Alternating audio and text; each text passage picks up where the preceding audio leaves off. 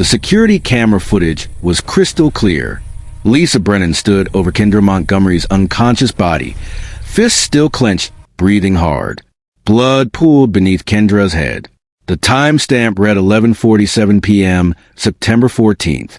What Lisa didn't know, Kendra had been awake the entire time, and what her cheating husband Dane forgot to mention to his mistress.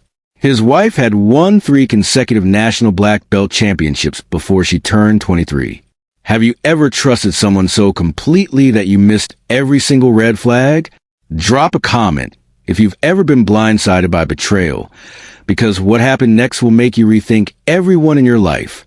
And hey, if this story grips you like it's gripping me, smash that like button. Trust me, you'll want to, but I'm getting ahead of myself. Let me take you back to where this nightmare actually began. Greenwich, Connecticut. Old money. Newer money. The kind of place where even the coffee shops have chandeliers. Kendra Montgomery had the life everyone on social media envied. A stunning colonial house with white pillars. A husband who looked like he stepped out of a luxury watch commercial. And Ruby, sweet innocent. 12-year-old Ruby with her mother's green eyes and her father's dimples. Mom, Dad's taking us to Nantucket next month. Ruby squealed, bouncing on the kitchen counter, while Kendra packed her lunch. He promised we'd go whale watching and everything. Kendra smiled, tucking a sandwich into the princess-themed lunchbox. Her daughter still believed in fairy tales. Still thought Daddy hung the moon. If only Ruby knew what Daddy was really doing during those late client meetings. Dane Montgomery worked in private equity. Or, that's what he told people. Big office in Stamford, expensive suits, the kind of handshake that made investors open their wallets. He'd built their dream life, or so Kendra thought. Their Instagram was sickening. Anniversary dinners at Michelin star restaurants. Family Halloween costumes. Dane kissing Kendra's forehead, while Ruby made silly faces in the background. 73,000 followers eating up every perfect moment. But here's the thing about perfect lives. They crack the easiest. 3 months earlier, Kendra had found the first text. It was stupid, really. Dane's phone buzzing on the bathroom counter while he showered. Kendra glanced at the screen out of habit. Lisa, can't wait to taste you again. With a cologne I like. Her stomach dropped. The room tilted. She didn't confront him. Not then. Instead, she became someone she didn't recognize. A detective in her own marriage. She found receipts for an apartment in Stamford. Not their apartment. A different one. Rent. For $1,000 a month. Furniture deliveries. Wine subscriptions. She found photos buried in his cloud. Lisa Brennan. 28. Yoga instructor. The kind of woman who posted thirst traps with captions about self-love and positive energy. The kind of woman who was sleeping with Kendra's husband. But here's where it gets twisted. Kendra didn't cry, didn't scream, didn't throw his clothes on the lawn. Because when she dug deeper, and I mean forensic accountant deeper, she found something else. Dane was stealing. His company, Whitmore Capital Group, managed hundreds of millions in client investments. And Dane? He'd been quietly siphoning funds into offshore accounts. 20,000 here, 50,000 there. Over 2 years, he'd moved nearly $1.3 million. And Lisa? She knew everything. Kendra discovered emails between them.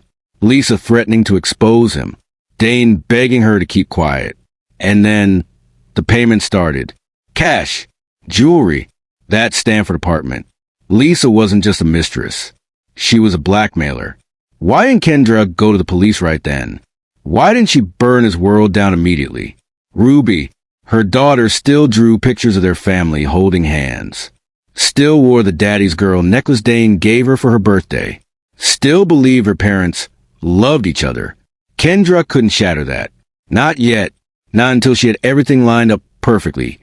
Custody secured. Finances protected. Ruby safe from the explosion. So she played the perfect wife.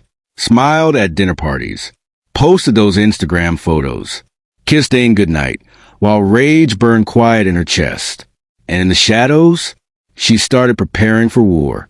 There was something Dane and Lisa didn't know about Kendra Montgomery, before she became a Connecticut housewife, before the designer kitchen and charity galas. Kendra Ishikawa had been someone else entirely. At 17, she won her first national Taekwondo championship. By 22, she competed internationally. Her bedroom closet still held 3 black belts, a shelf of trophies, and newspaper clippings from her glory days. Local teen defeats opponent in 12 seconds. Ishikawa brings home gold. She'd stopped competing when she met Dane. He'd loved her strength at first, called her his warrior princess. But after they married, after Ruby was born, he'd slowly convince her she didn't need that anymore, that she should focus on family, on being present. Translation: he wanted her soft, manageable, unaware. The trophies collected dust.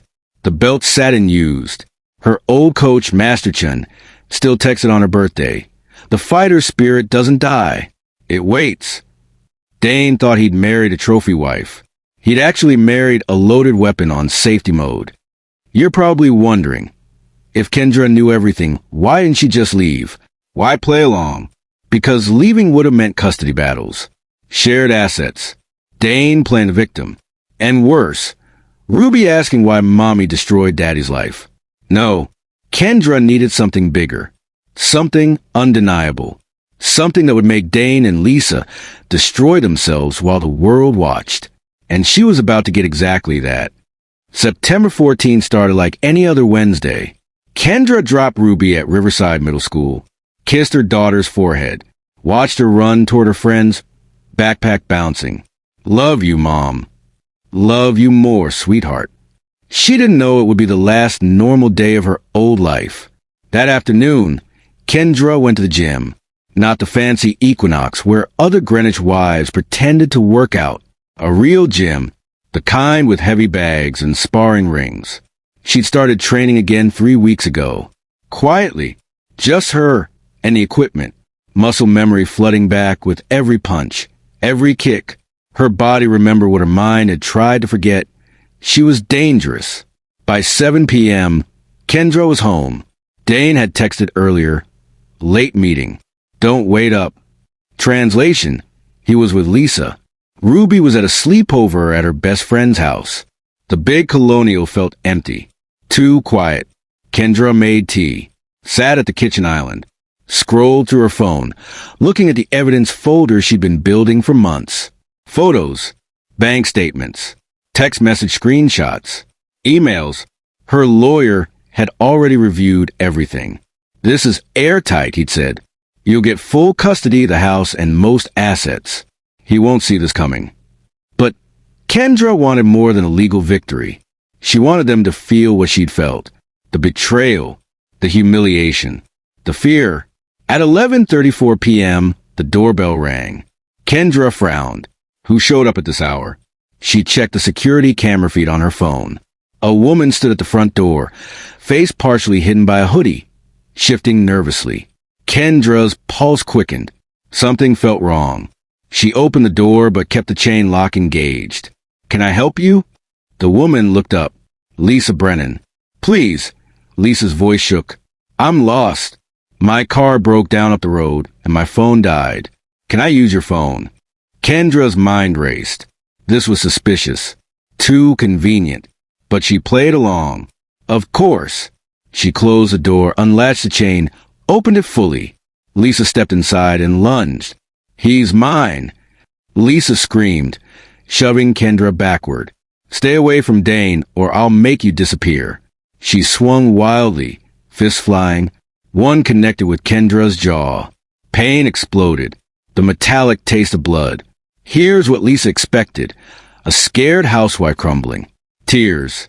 Begging. Maybe Kendra running upstairs to call 911. Here's what Lisa got. Kendra's shock lasted half a second. Then her training kicked in. She blocked the next punch effortlessly, stepped inside Lisa's guard, grabbed her wrist and twisted. Hard. Lisa yelped as her arm bent at an unnatural angle. Kendra swept her legs. Lisa crashed to the floor, air knocked from her lungs. Before Lisa could process what happened, Kendra was on her. Knee on chest. Pressure on the throat. Not enough to choke, just enough to terrify. Lisa's eyes went wide. Wait, please, You came to my house. Kendra's voice was eerily calm. You attacked me, in front of my security cameras. Lisa's face went pale. Did Dane send you? Tears streamed down Lisa's face. He said you'd back off if I scared you enough. Kendra's jaw tightened. There it was. Proof. Intent. Conspiracy. She released Lisa, who scrambled backward, gasping. Get out. Lisa stumbled to the door, yanked it open, and ran into the night. Her car, a red Audi that definitely worked fine, screeched out of the driveway. Kendra locked the door, checked the security footage. Perfect angle. Perfect audio. Lisa's confession. He said you'd back off if I scared you enough. Her phone buzzed. Text from Dane, still at the office. Be home late. Kendra smiled for the first time in months. She didn't call the police. Not yet. Dane came home at 2:47 a.m., smelling like Lisa's perfume. Kendra pretended to be asleep. Listened to him shower. Listened to him slip into bed, his back to her. The next morning, everything was normal. Dane kissed Ruby goodbye, tousled her hair. Be good at school, princess. Always, Daddy. He kissed Kendra on the cheek. You okay? You seem off. She smiled. Just tired. Didn't sleep well. Wanted to come home early? We could order Thai, watch a movie. The audacity. That sounds perfect, Kendra lied. After Dane left for work, Kendra sat Ruby down at the kitchen table. Baby, can I ask you something? Ruby looked up from her cereal. Sure, Mom. Has Daddy been acting different lately? Maybe stressed. Ruby shrugged. He's been on his phone a lot, and he canceled our Saturday plans last week. But he said he's planning something big for us. Kendra's stomach twisted. Something big. He said we're going on a special trip soon. Just the three of us.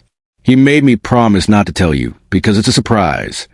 Kendra's blood ran cold. A trip, just the three of them. Was Dane planning to run? Take Ruby and disappear with the stolen money? That night, after Ruby went to bed, Kendra confronted Dane in their bedroom. I know. Dane looked up from his laptop. Know what? About Lisa. His face went carefully blank. I don't know what you're talking about. She came here last night. Attacked me. Dane stood, concern flooding his features. Perfect actor. What? Are you serious? Did you call the police? She said you sent her. That's insane. He reached for Kendra's hands. She pulled away. Baby, I would never. Lisa is unstable. She's been obsessed with me for months. I've been trying to let her down easy, but she's... Stop. Kendra, please. I've seen the apartment, the bank transfers, the emails. Dane's mask cracked, just for a second. Then he recovered. You don't understand. Lisa has been blackmailing me. She found out about some mistakes I made at work. Nothing major, but she threatened to ruin my career if you didn't sleep with her. I never touched her. Bold-faced lie. She's been fabricating everything, setting me up. You ever watch someone you loved become a stranger right in front of you? Kendra stared at this man she'd built a life with, the father of her child, and saw absolutely nothing she recognized. I believe you, she whispered. Dane's relief was palpable. Thank God. We'll figure this out together. I'll get a restraining order against Lisa. But I need some time to process all this. He pulled her into a hug. She let him think she was broken, convinced, safe. I love you so much, he murmured into her hair. You and Ruby are my whole world. That night, after Dane fell asleep, Kendra went to the garage. She pulled out her old training gear, the heavy bag she installed years ago, covered in dust. She wrapped her hands carefully, methodically, and then she unleashed hell on that bag. Every punch was for the lies. Every kick was for betrayal. Every strike was for Ruby's broken heart when she learned the truth about her hero daddy. Kendra trained until her knuckles bled, until sweat soaked through her shirt, until the rage crystallized into something sharp and focused. They thought they were hunting her, They had no idea she just started hunting them back. Over the next 72 hours, Kendra would do something so brilliant, so devastating, that Dane and Lisa wouldn't just lose, they'd destroy each other. She'd turn their own greed against them. She'd expose them in front of everyone they knew. And she'd make sure Ruby never had to wonder if Mommy was the bad guy.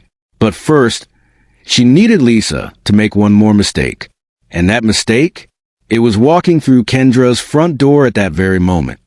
The Harvest Moon Cafe in downtown Greenwich smelled like expensive espresso and fresh-baked croissants. The kind of place where women in Lululemon discuss book clubs and charity events. Kendra sat by the window, watching the door. At exactly 10 a.m., Lisa Brennan walked in. She looked different in daylight. Younger, almost fragile. Her yoga instructor body moved with practiced grace. She wore athleisure-like armor, high-end, intentional, designed to attract attention. Have you ever had to sit across from the person who tried to destroy your life and smile? Comment below if you've ever had to play nice with your enemy. Lisa spotted Kendra and froze. Fear flashed across her face. Kendra waved, smiled warmly, gestured to the empty chair. Lisa approached slowly, like Kendra might attack. What is this? Sit down, Lisa. Please. I just want to talk. Lisa remained standing. I'm sorry about the other night. I was drunk and emotional and I'm not pressing charges. That stopped Lisa cold. What? Sit, please. Lisa sat, confusion written all over her face. Kendra slid a latte across the table. Oat milk, right? I saw it on your Instagram. Lisa stared at the cup like it might be poisoned. Why are you being nice to me? Because I need to understand. Kendra's voice was soft, vulnerable, Academy Award worthy. Dane told me everything. About how you've been pursuing him, how you found out about his work situation, and used it against him. Lisa's jaw dropped. He said what?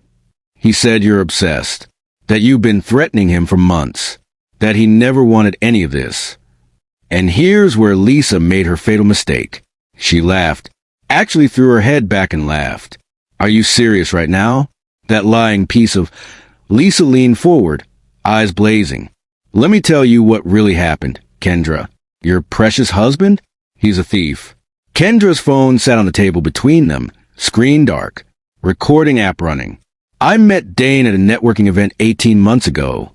Lisa continued, anger making her reckless. He came on strong, bought me drinks, told me his marriage was dead, that you were cold and didn't understand him. The usual cheating husband playbook. Kendra nodded, playing the sympathetic listener. We started sleeping together. He rented that apartment in Stamford. Spent thousands on me. I thought he was just a rich guy having a midlife crisis. Lisa's smile turned sharp. Then I found the files. What files? Client account statements. Dane works in private equity, right? Managing other people's money?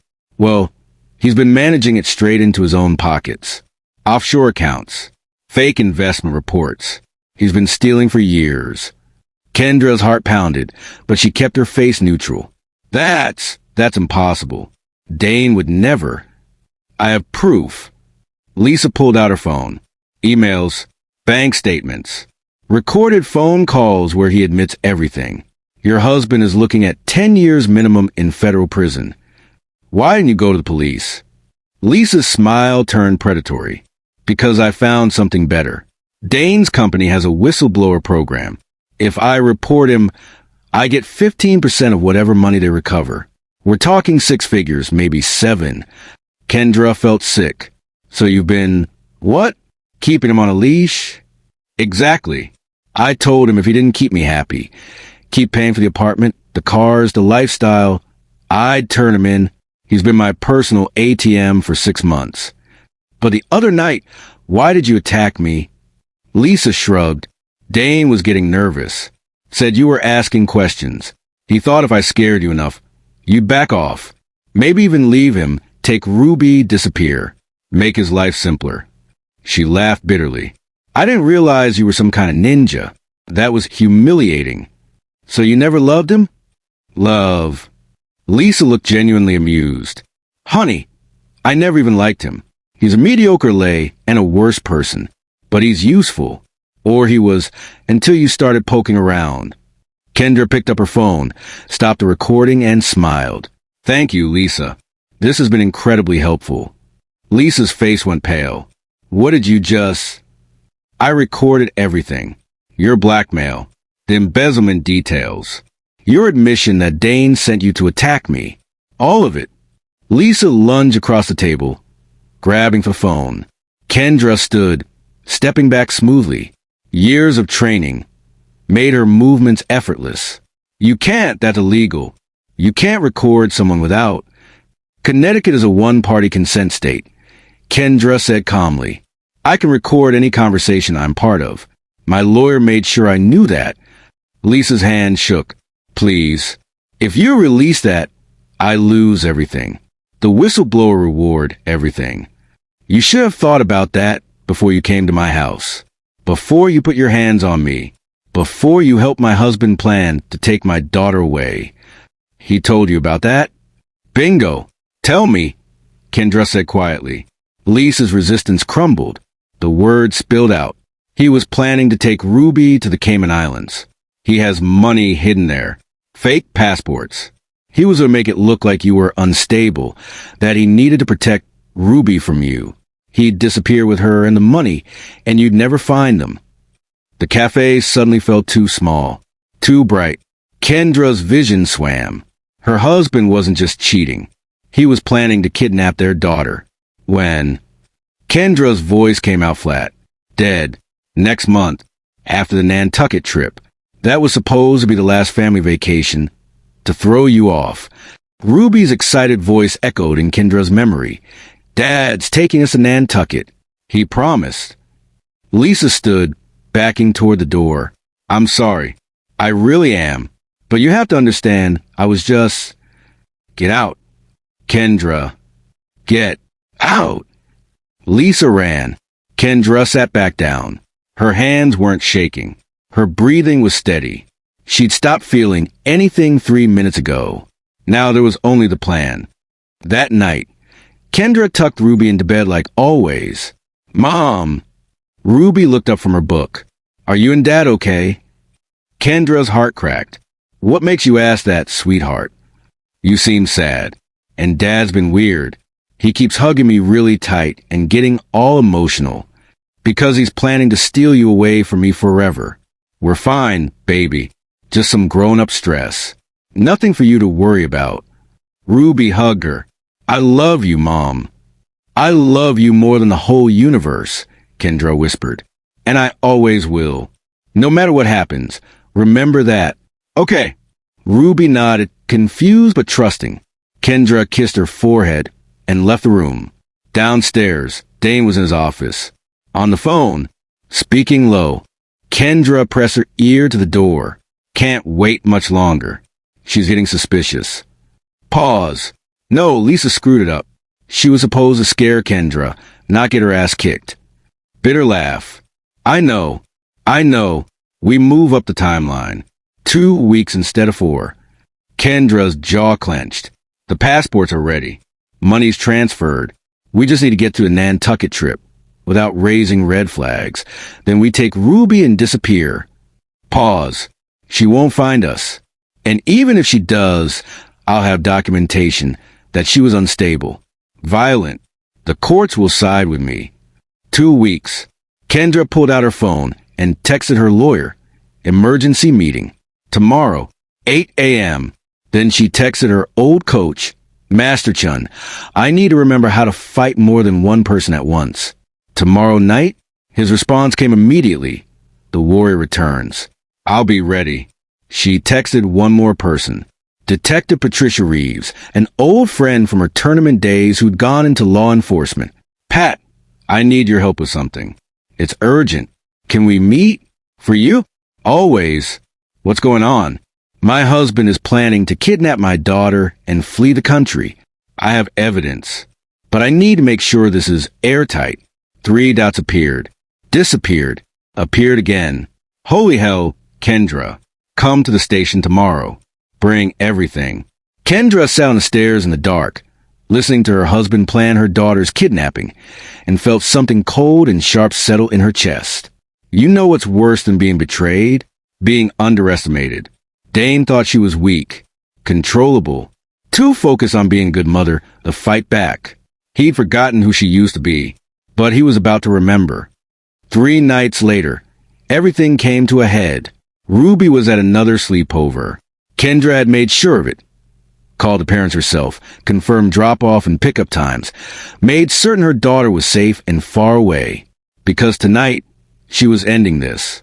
Kendra sat in the living room, lights off, waiting. At 11:53 p.m., she heard it, the side door to the garage. The one Dane thought she didn't know he'd had a spare key made for. 2 sets of footsteps. Dane and Lisa. They crept through the house, whispering, heading for Kendra's home office where she kept her laptop. The laptop had copies of all her evidence. They needed it gone. Kendra had left it there on purpose. Bait! She heard them in the office.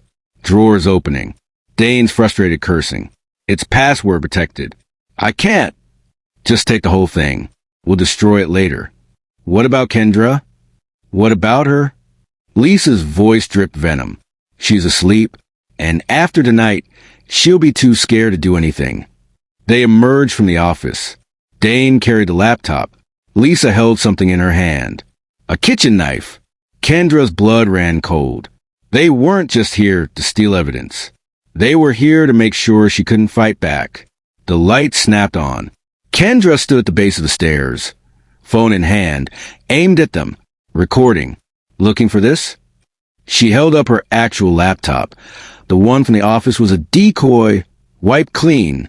Dane's face went white. Lisa gripped the knife tighter. Kendra, this isn't what it looks like.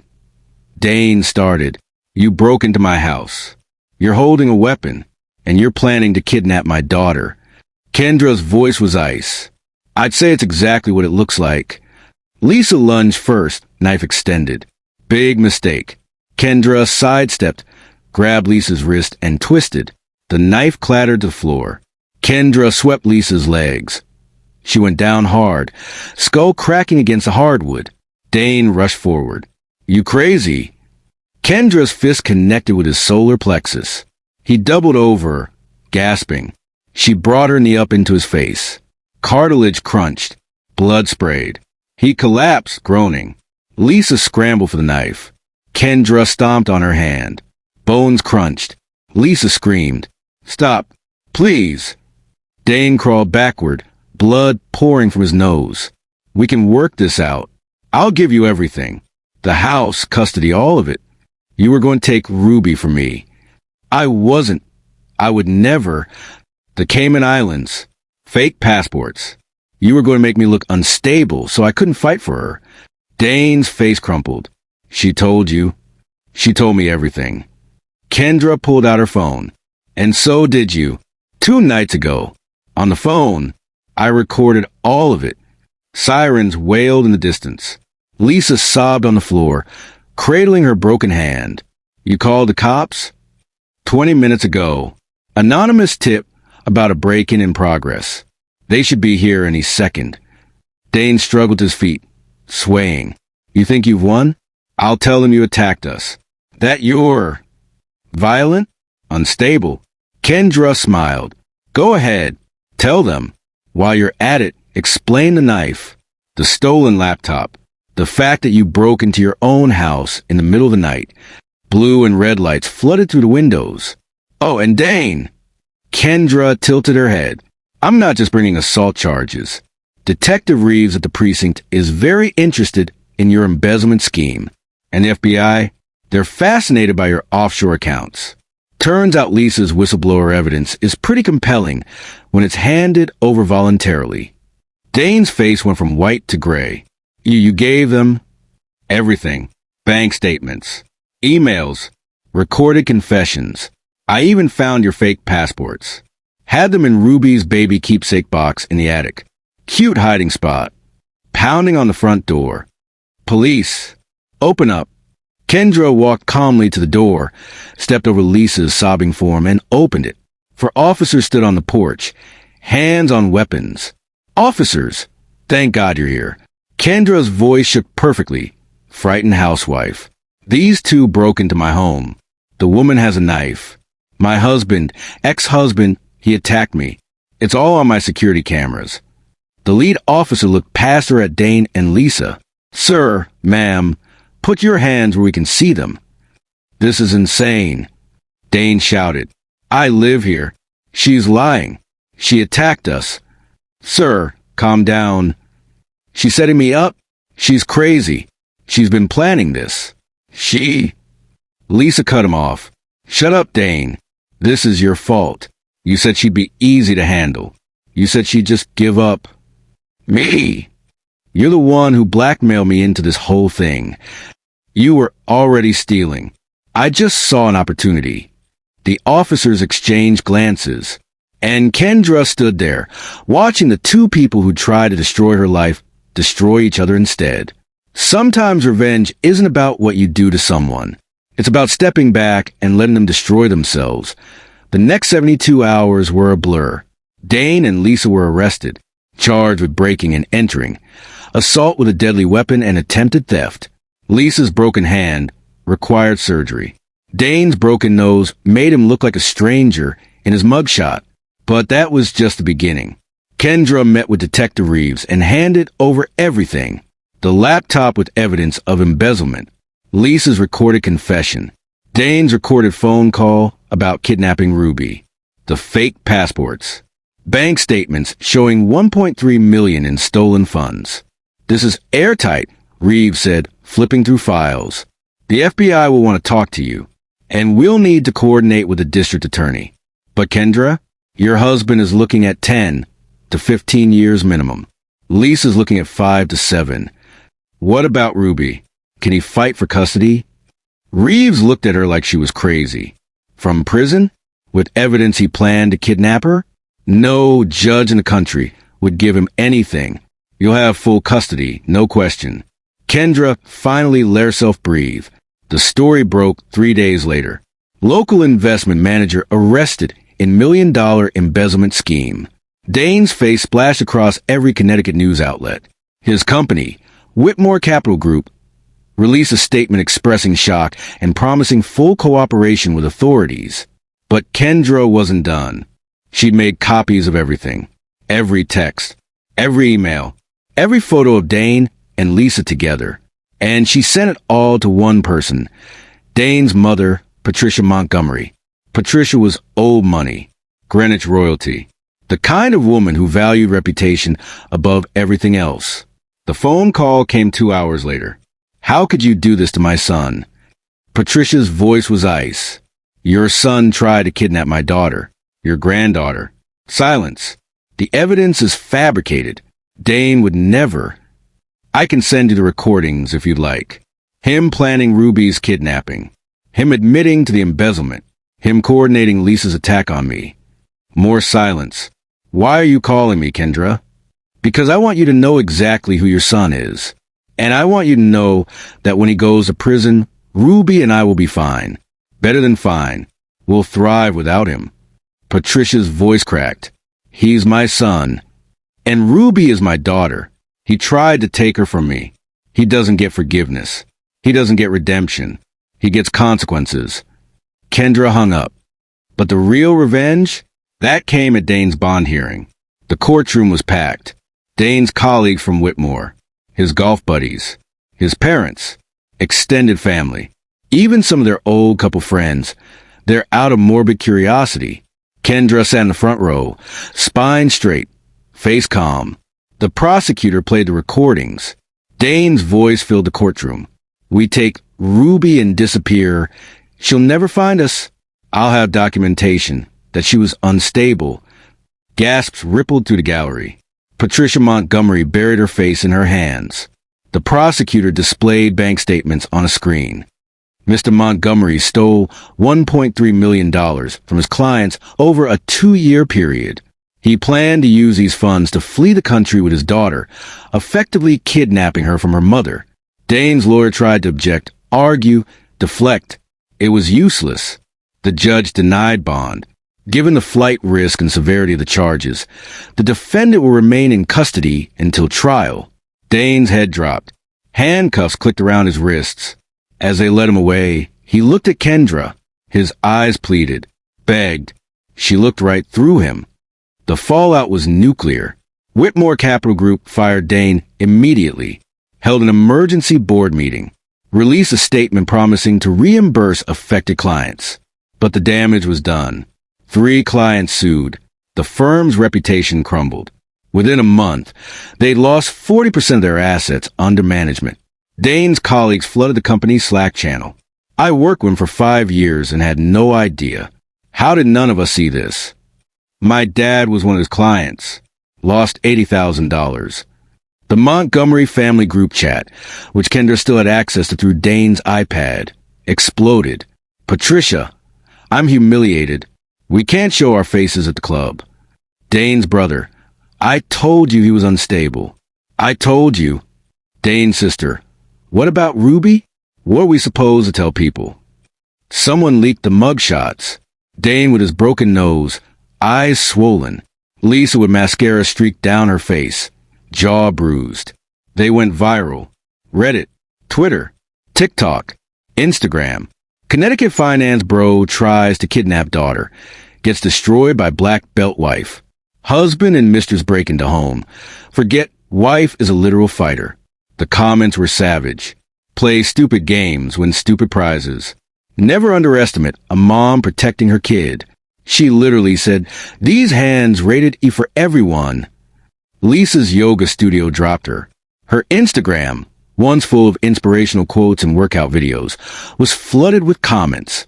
Homewrecker, blackmailer, you got what you deserved. She deleted her account within a week. Dane's LinkedIn was a wasteland. Former colleagues disconnected. Recommendations vanished. His profile photo, him in a suit, smiling confidently, became a meme. His world didn't just crumble, it shattered. And Kendra? She watched it all from a distance, feeling nothing. 6 weeks after the arrests, Kendra sat across from Ruby in their kitchen. Mom, why isn't Dad calling anymore? Kendra had been dreading this conversation.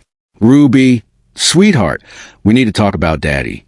She told her the truth. Age appropriate but honest. Daddy made bad choices. Daddy hurt people. Daddy had to face consequences. Ruby cried. Kendra held her. Let her daughter grieve the father she believed in. Is it my fault? Ruby whispered. No, baby. None of this is your fault. Daddy's choices were his own. Do you still love him? Kendra paused. I love who I thought he was. But that person doesn't exist anymore. Maybe he never did. Do I have to stop loving him? No. He's still your father. You can feel however you need to feel. And I'll be here no matter what. Ruby hugged her tight. You're my hero, Mom. Kendra's eyes burned. You're mine, sweetheart. 2 months later, Kendra stood in front of a warehouse in Stamford.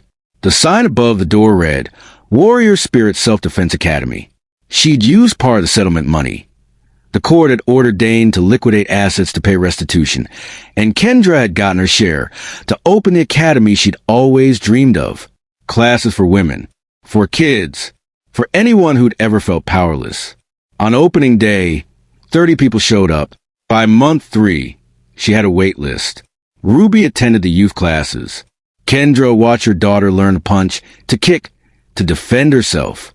Mom, I think I want to compete someday, Ruby said one afternoon, eyes shining. Kendra smiled. Then we'll train you right. The trial lasted 3 weeks. Dane's lawyer tried everything. Blamed Kendra. Blamed Lisa. Claimed mental health issues. The jury deliberated for 4 hours. Guilty on all counts. The judge sentenced him to 12 years in federal prison. Lisa got 6 years in a plea deal. She testified against Dane in exchange for a reduced sentence. In his final statement, Dane looked at Kendra one last time. I'm sorry, he mouthed. She didn't react. 1 year later, Kendra stood in her new home, smaller than the Greenwich Colonial, but warmer, more real. Ruby was upstairs, doing homework. Music played softly from her room. Kendra walked to the living room mantel. Her old trophy sat there, polished and gleaming. Her black belts hung on the wall in a shadow box. Next to them, a new photo. Kendra and Ruby at the Academy's grand opening, both wearing training gear, both smiling. Her phone buzzed. A message from Master Chun. "Proud of you, warrior. You remembered who you are." Kendra smiled and typed back, "I never forgot. I was just waiting for the right moment." She looked at Ruby's door, heard her daughter laughing at something on her phone. Safe, happy, free. Because here's the truth about revenge. The best kind isn't about destroying someone else. It's about rebuilding yourself so completely that they become irrelevant.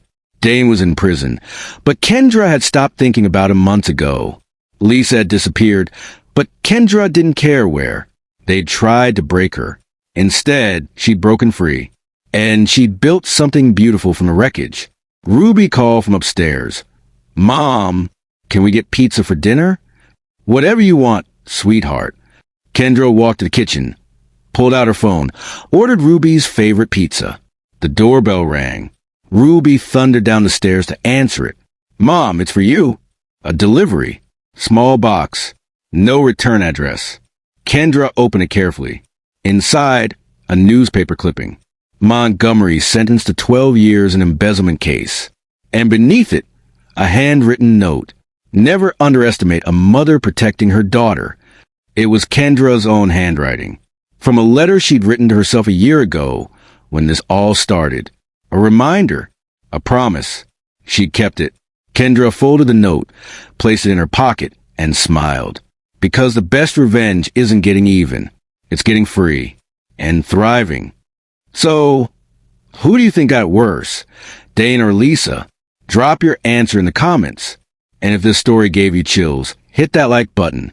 Share this with someone who needs to know that you should never underestimate a mother protecting her child. Subscribe for more stories about people who thought they could break someone and learn the hard way they were wrong. Remember, the strongest steel is forged in the hottest fire. And Kendra Montgomery? She's unbreakable. See you in the next story.